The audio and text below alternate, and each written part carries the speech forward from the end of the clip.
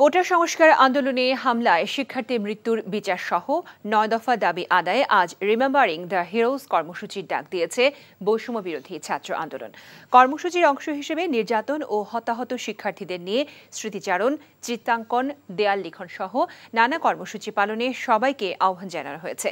এদিকে গতকাল শিক্ষার্থীদের কর্মসূচি পালনের সময় ঢাকা বিশ্ববিদ্যালয়ে লোক প্রশাসন বিভাগের ২ অধ্যাপকের উপর পুলিশের অসদাচরণের প্রতিবাদ ও আন্দোলনের সমর্থন জানিয়ে অপরাজেয় বাংলার সামনে কর্মসূচির ডাক দিয়েছে বিশ্ববিদ্যালয় শিক্ষক নেটওয়ার্ক।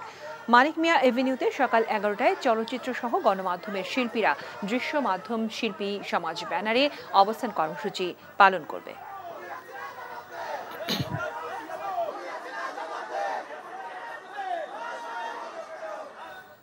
এখন জন্ম সনদ দিয়ে খোলো বিকাশ স্টুডেন্ট অ্যাকাউন্ট।